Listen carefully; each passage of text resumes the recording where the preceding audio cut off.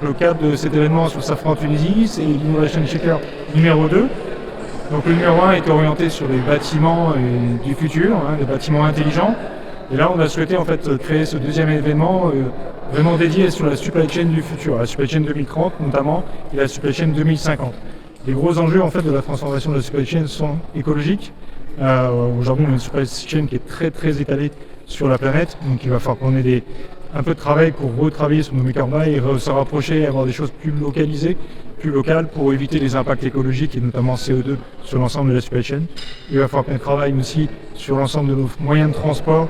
On utilise beaucoup de maritime, beaucoup d'aviation, même si on fabrique des avions sur le transport de marchandises, ce n'est pas ce qu'on souhaite faire.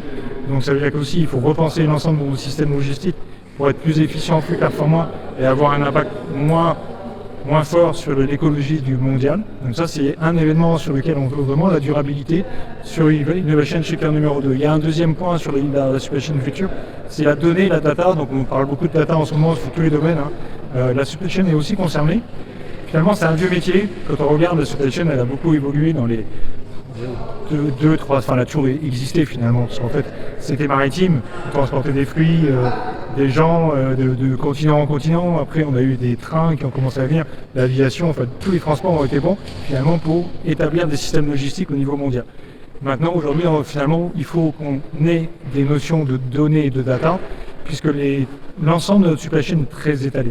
Les grandes stratégies finalement c'est la relocalisation, l'Europe qui travaillerait plus proche, plus en proximité, c'est-à-dire qu'aujourd'hui on achète énormément sur les pays chinois et autres. Donc aujourd'hui on veut limiter, on a des thèmes qui s'appellent Résilience 2030 au sein de Safran, sur lesquels on veut être moins impacté par des supply chains lointaines. On dit lointaines, c'est plusieurs milliers de kilomètres. On veut éviter tous les flux intercontinents, donc éviter que l'Europe ça aille aux États-Unis et des États-Unis vers l'Europe. Donc essayer de couper ces flux-là tant que c'est possible. D'accord, des fois c'est complètement impossible, mais d'essayer de les limiter pour avoir un impact écologique et une facilité de notre supply chain. Donc ça c'est un élément. Le deuxième c'est le transport écologique. Donc ce qu'on appelle les produits de substitution, l'ensemble des kérosènes synthétiques, d'accord, donc les SAF, donc qui vont permettre en fait d'alimenter les moteurs des camions de la même manière qu'un gasoil actuellement, mais avec zéro impact. En fait, vous réduisez de 90% l'impact en CO2. Donc ce sont des produits qui sont à base soit naturelle, vraiment naturelle, sans dégagement de CO2, soit des systèmes complètement synthétiques et qui ont aussi zéro impact au niveau de l'environnement. Donc ça, c'est un point important. C'est un des sujets les plus importants de la décarbonation de la supply chain.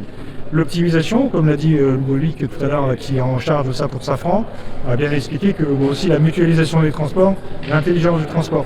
Aujourd'hui, on est très individuel. Une entreprise va travailler toute seule, même en Tunisie. Safran Tunisie, finalement, travaille Safran Tunisie. Elle ne va pas travailler avec un Valeo, elle ne va pas travailler avec une entreprise qui est juste à côté pour essayer de tout mutualiser. Donc la mutualisation aussi, c'est un élément. Alors, ce n'est pas des enjeux monstrueux, mais c'est 7-8%.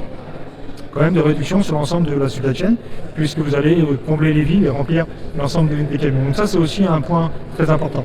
La localisation, c'est aussi de regarder, je disais tout à l'heure, en fait, pendant que je parlais, on fait 4 millions de kilomètres juste pour la livraison de la plateforme en Tunisie. C'est-à-dire que pour alimenter une usine de 3000 salariés, il nous faut 4 millions de kilomètres pour pouvoir ramener l'ensemble des marchandises pour que les gens puissent produire. Ce qui est monstrueux. Quand on ramène ça à la personne, on se dit que c'est pas possible d'avoir autant de kilomètres pour donner un emploi. Donc ça veut dire qu'on est très loin de ce qu'on doit faire pour notre planète. Ça veut dire qu'il faut rapprocher l'ensemble de nos flux le plus proche possible. Donc c'est pas toujours facile parce qu'il n'y a pas les métiers, il n'y a pas les technologies. Donc il faut aussi qu'on soit aidé au niveau de l'État, au niveau des États, pour développer les bonnes technologies et avoir l'ensemble des métiers qui soient présents.